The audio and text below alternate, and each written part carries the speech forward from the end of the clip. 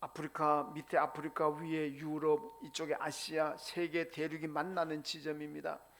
여러분 이 만난 지점의 그 요충지라는 것 때문에 북쪽의 유럽의 제국들이 남쪽의 아프리카를 정복할 때도 이스라엘을 거칩니다. 남쪽의 이집트 제국이 북쪽을 정복하려고 할 때도 이스라엘을 거쳐갑니다. 아시아 제국이 유럽을 칠 때도 이스라엘 거쳐가고 아시아 제국이 아프리카 칠 때도 이스라엘 거쳐갑니다. 이 양반들 거쳐갈 때 신사적으로 거쳐갑니까? 가면은 죽이고 빼앗고 불지르고 지나간 자리에다가 쑥대밭 만들어버리고 지나가지 않습니까? 그러니까 이스라엘은 이래저래 전쟁이 많습니다. 오죽했으면요 그 요시야 왕이 무기또 나가가지고 바로 누구의 군대를 저지하다가 전사당하잖아요. 여러분 성경 보면요 솔로몬은 지혜가 뛰어난 왕입니다. 성경이 뭐라 그러니까 솔로몬 이전에도 솔로몬 너와 같은 지혜자가 없었고 너 후에도 너와 같은 지혜자가 없을 것이라 그랬습니다. 요시야 왕은요 성경이 뭐라는지 압니까? 요시야 전에도 너와 같이 하나님 잘 섬기는 자가 없었고 요시야 너 후에도 너와 같이 하나님 잘 섬기는 자가 없을 것이다. 이게 요시야 왕입니다. 그 앞에 다윗도 있고 솔로몬도 있었지만은 성경은요 요시야 전에도 너와 같은 왕이 없고 요시야 너 다음에도 너와 같이 하나님 잘 섬기는 왕이 안 일어날 것이다 이랬던 왕입니다. 그 왕이요 무기또에 나가가지고 애굽에 이집트의 바로 느고가 갈그미스 전투하러 나가는 그거 막다가 죽었어요.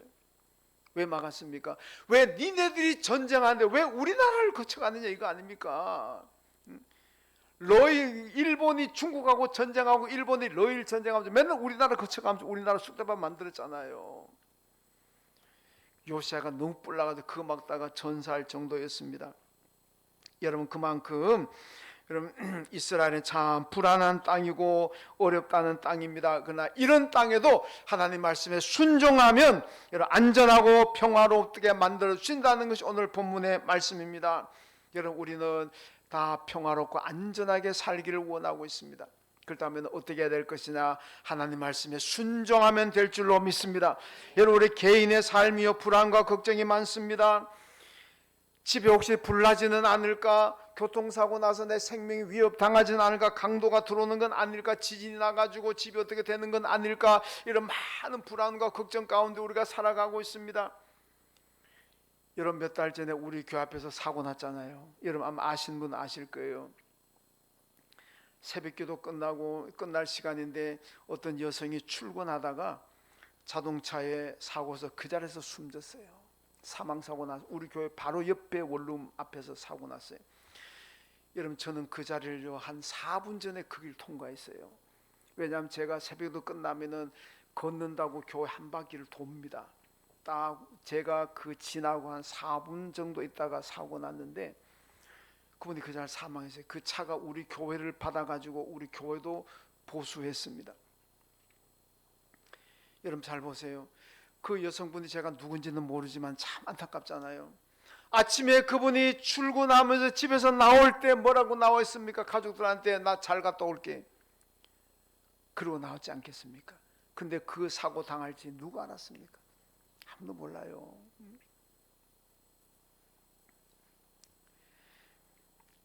여러분 그게 바로 우리 인생입니다. 아무도 모릅니다.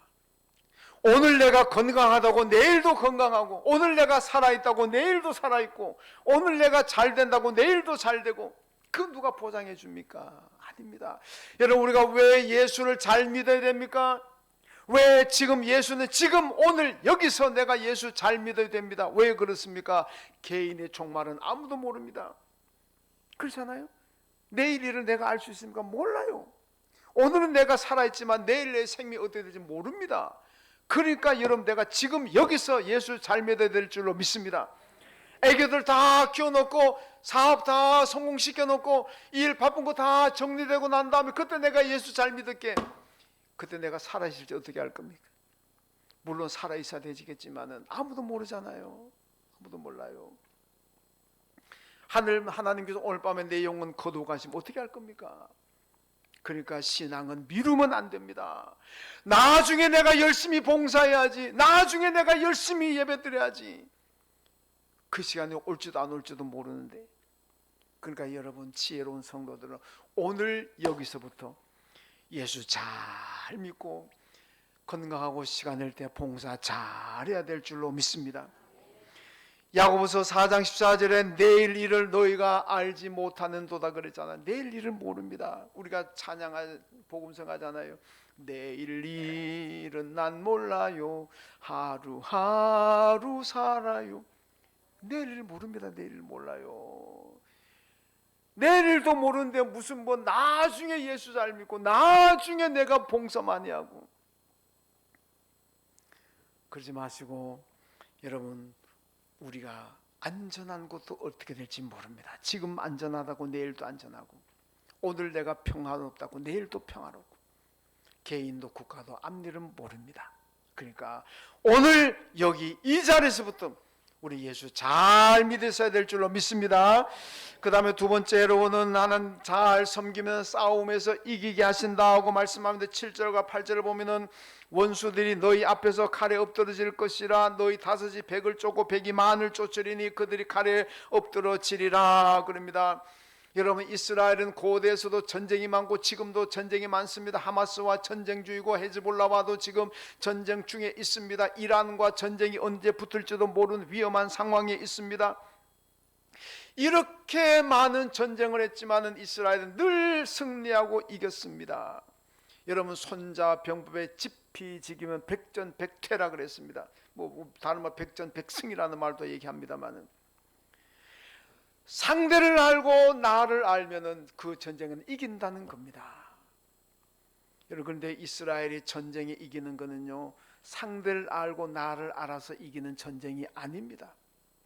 이스라엘은 아무리 상대를 알고 나를 지피지기라고 하더라도 하나님이 도와주지 않으면 그들은 언제나 전쟁에서 깨지고 망하는 겁니다. 그러나 지피지기 아니더라도 적도 모르고 나도 모르더라도 하나님이 도와주시면은 언제나 이스라엘은 이기고 승리한 줄로 믿습니다. 여러분 이것이 이스라엘 역사입니다.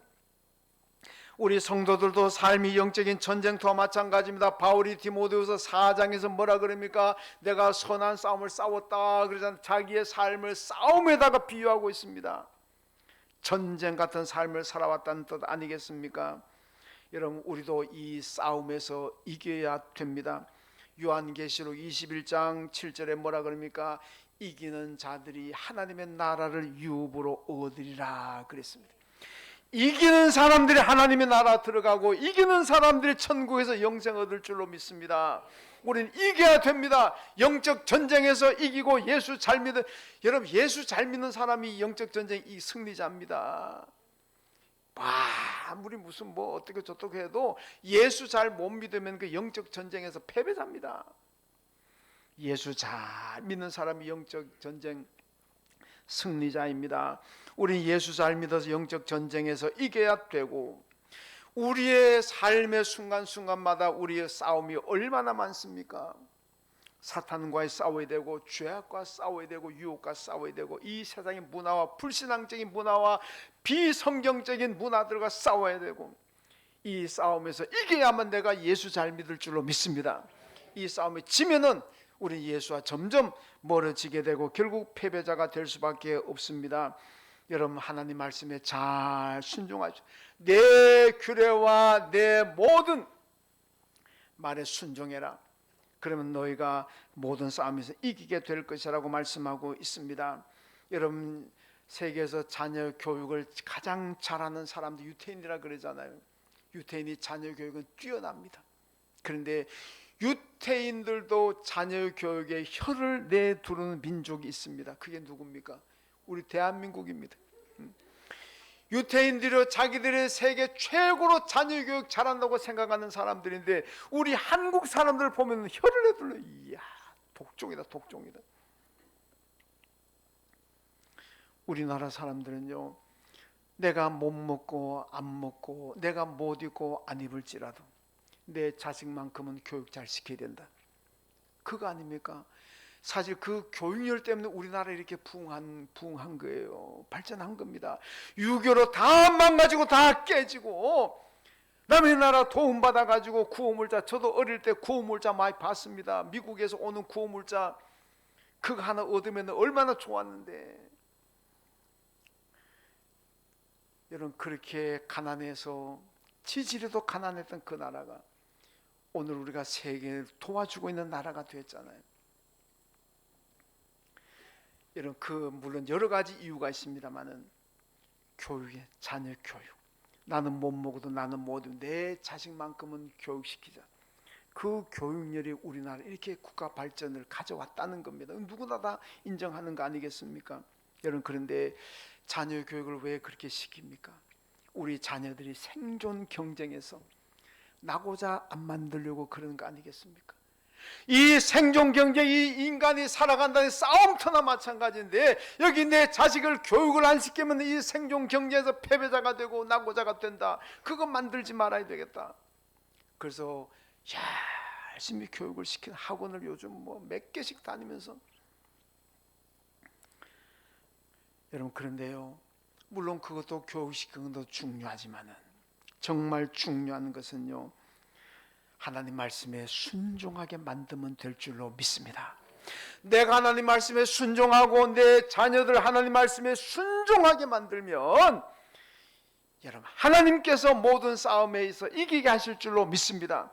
오늘 말씀 뭐라 그러니까 오늘 7절과 8절 말씀 보니까요, 내 규례와 내 계명을 너희가 준행해라. 그러면 너희가 모든 싸움에서 이기게 할 것이다.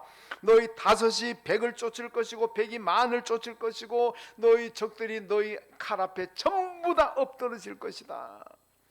하나님이 이기게 하십니다. 이기는 방법은요, 학원 많이 보낸다고 이기는 게 아닙니다. 돈 많이 들어가서 좋은 학교 보낸다고 이기는 게 아닙니다. 내가 하나님 말씀에 잘 순종하고 내 자녀들 하나님 말씀에 잘 순종하게 만드십시오. 하나님 말씀에 순종하게 만드는 것이 모든 싸움에서 이기는 길인 줄로 믿습니다. 오늘 하나님께서 그렇게 말씀합니다. 여러분 모두가 말씀에 잘 순종하셔서 여러분도 이기고 여러분 자녀들도 영적 싸움에서도 생존 싸움에서도 이기는 자녀 되시길 주님의 이름으로 축원합니다. 그 다음에 세 번째는 번성하고 장대하게 하신다 그랬습니다. 오늘 5절 말씀 보니까 음식을 배불리 먹는다고 말씀하고 있고, 굶주림에 여러분 배불리 먹는다는 굶주린 개선 노예 민족들이 배불리 먹는 엄청난 축복입니다.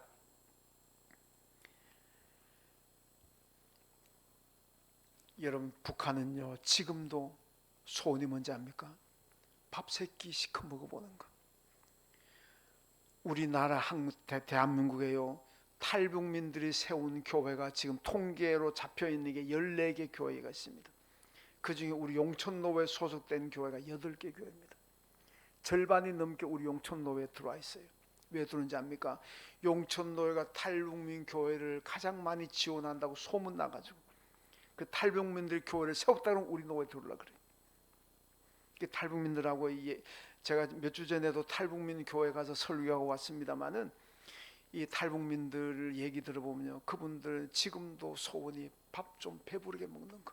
무슨 뭐 레저 생활이니 무슨 뭐 취미 생활이니 뭐 소고기 뭐 그딴 거는 생각지도 안 합니다. 그냥 밥이라도 뭐든 실컷 먹어봤어. 뭐든 좀 배부르게 먹어봤어. 그게 그들의 꿈이고 소원이라는 거 아닙니까? 얼마나 여러분 참. 그런데 여기 보니까요, 음식을 배불리 먹는다. 9절 말씀에 보니까 번성하게 하고 장대하게 하신다고 말씀합니다. 10절에 보니까 오래 묵었던 곡식을 먹다가 치우고 새 곡식을 너희들이 먹게 될 것이. 여러분, 저는 이 말씀을요 뼈저리게 이해합니다. 왜냐? 제가 어릴 때 우리 집은 뭐 넉넉하질 못했습니다. 저희 아버지가 늦게까지 학교 하시는 바람에 쌀이고 뭐고 생겨도 다 팔아가지고 아버지 학비 다 대드리느라고 제가 고등학교 2학년 때 아버지 학교 다 끝냈어요. 그러니까 뭐 돈 된다 싶으면 다 갖다 팔았어요. 그러니까 항상 양식이 부족합니다. 여기는 묵은 새곡식이나 묵은 곡식을 치우고 새곡식을 먹는다 그러지만 저희 집은요 새곡식 나오기 전에 이미 묵은 거 다 떨어집니다. 없어요. 뭐 치울 것도 없어. 깨끗합니다. 뭐 독이고 뭐가 깨끗한데 치울 게 뭐 있습니까? 그러니까 그동안 그럼 뭘 먹냐? 그냥 감자도 먹고 뭐 자오장 풀도 보다도 먹고 뭐 이거저거 그냥 하여튼 배 채우는 거. 여러분 소나무 송진 뭐 그 소나무 그거 있잖아요. 그것도 끌어가지고 먹어보기도 했고 자오장 별별 거 다 먹었습니다. 뭐 묵은국이 치울 게 어디 있어? 그 전에 다 떨어지는데. 이건 부잣집 얘기예요. 묵은 곡식을 치우고 새 곡식을 먹는다. 부잣집 얘기입니다. 부잣집. 가난한 집은요 치울 곡식이 없다는 얘기입니다. 여러분 하나님 말씀 잘 순종하면은 묵은 곡식을 치우고 새 곡식을 먹는다 그랬습니다. 이게 얼마나 부잣집입니까? 여러분 하나님 말씀에 오늘 설교 조금 길어집니다. 왜 그런지 아세요? 이게 음량하고 안 맞아서 제가 그 신경 쓰느라고 지금 막 요지를 놓쳐버리고 해가지고 제가 조금 길어집니다. 이해하십시오. 여러분 레위기 19장 23절 말씀 보면요, 하나님께서 이스라엘 가나안 땅 들어간 말씀하십니다. 여러분 놀라서 기절할 분 계실 터인데 혹시 우왕청심은 가지고 오신 분을 하나 들고 와야 들으십시오. 하나님이 여기 레위기에요, 너희가 가나안 땅 들어가거든 처음에 3년 동안 농사한 거 다 버리라 그랬습니다. 먹지 말아라. 3년 동안에 처음 3년 동안에는 무슨 쌀이든 뭐든 간에 전부 다 폐기해라. 사과하고 무슨 뭐 올리브면 전부 다 폐기해라. 왜 그런지 아십니까? 할례받지 않는 백성들 사는 부정한 땅이기 때문에 3년 동안 그거 먹지 마. 부정한 것 때문에 먹지 말고 다 버려라. 그럼 4년째부터 먹느냐? 4년째 거도 먹지 말고 4년째 수확한 건 전부 내한테 갖다 바쳐라. 하나님께 드리라 그래요. 그리고 5년째부터 농사 지은 것 너희들이 먹어라. 여러분 4년 동안 해는 거 다 폐기시키고 4년째 들어온 거는 하나님께 다 갖다 바치고, 그럼 4년 동안 아무것도 없잖아요. 죽을게요 살았게요? 여러분 4년 동안 일하는 거 다 없었는데, 뭐 물론 3년은 다 폐기했고 4년째는 하나님께 어떤 간에 4년 아무것도 없잖아요. 죽었을까요 살았을까요? 다 살았습니다. 이게 뭡니까? 하나님 말씀에 순종하면 하나님께서 먹여주시고 입혀주시고 하나님 축복하신다는 말씀인 줄로 믿습니다. 그거 했다가 굶어 죽으면 어떻게 하나도 안 굶어 죽었어요. 하나님 말씀에 불순종하다가 굶어 죽고 얻어맞아 죽고 뭐 해서 죽은 사람 많지만은 순종하다가 죽은 사람은 없습니다. 레위기 25장에 보면 안식년 규례가 나옵니다. 안식년 되면은 너희가 안식년 때는 아무것도 하지 말아라. 농사도 하지 말고 가축도 하지 말고 전부 다 쉬어라. 그럼 하나님께서 3년 먹을 것 주신다 그랬어요. 우리나라는 아마 1년만 농사하지 말라거나 폭소나고 야단 날 겁니다. 6년째 7년째 안식년 8년째 여러분 먹을 게 없잖아요. 7년째 놀았으니까 8년째 먹을 게 없잖아요. 그러니까 하나님께서 6년째 3년치 주신다 그러잖아요. 이스라엘은 안식년 철저하게 지킵니다. 굶어 죽은 사람 없어요. 이게 뭐냐? 하나님 말씀에 순종하면 하나님이 다 책임져 주시고 복 주시는 줄로 믿습니다. 걱정하지 말고, 걱정은 다 전당포에 갖다 맡기시고 그냥 잘 섬기십시오. 여러분 성도들이 주일을 성수하고 교회를 열심히 하게 되면 생계 위협을 받게 되고 경제적으로 낙오자가 될까 두려워합니다. 그래서 예수 잘 못 믿는 경우가 있습니다. 예배도 못 드리고 예배 드릴 때도 나가서 일해가 돈 벌어야 된다, 그래야 내가 먹고 산다, 그렇게 생각하는 사람들 있습니다. 여러분 만약에 그렇게 되었다면 이스라엘은 벌써 다 굶어 죽었어요. 4년 동안 아무것도 거둔 게 없는데 그래도 살잖아요. 왜? 말씀에 순종하니까. 하나님이 책임져 주시는 줄로 믿습니다. 이걸 성경에서 우리가 배워야 돼요. 여러분 하나님이 계시느냐 안 계시느냐, 하나님의 존재를 증명하려고 역사적으로 철학자들이 머리 싸매우고 많이 고민을 했습니다. 우리가 옛날에 뭐 학교 다닐 때도 배운 적이 있습니다만은 무슨 뭐 도덕론적인 증명이다, 우주론적인 증명이다, 뭐다. 임마누엘 칸트라는 유명한 철학자가 하나님의 존재를 증명한다는 거 불가능하다 선언해 버렸어요. 여러분 그렇으면 불가능합니까? 그 양반 대단히 똑똑한 세계적인 학자인데 저는 그런 똑똑하지 못하고 어리석고 미련함에도 불구하고 하나님의 존재를 증명할 수가 있어요. 뭡니까? 이스라엘 백성들입니다. 이스라엘 보면 하나님의 존재는 분명합니다.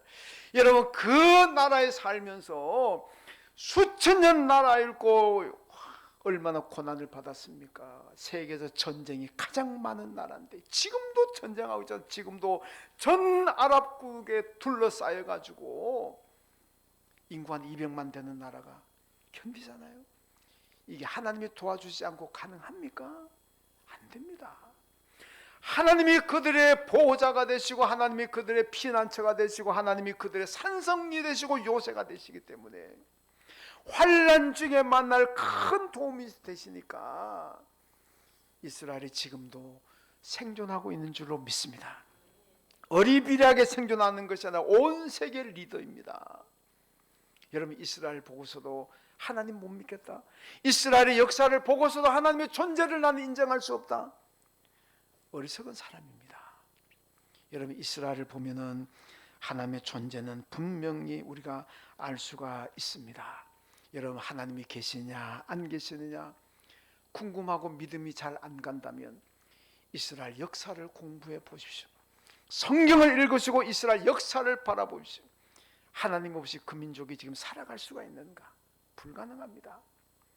여러분, 하나님께서 작은 나라 이스라엘을 번성하게 하고 장대하게 하시잖아요. 온 세계 경제를 유태인이 잡고 있습니다.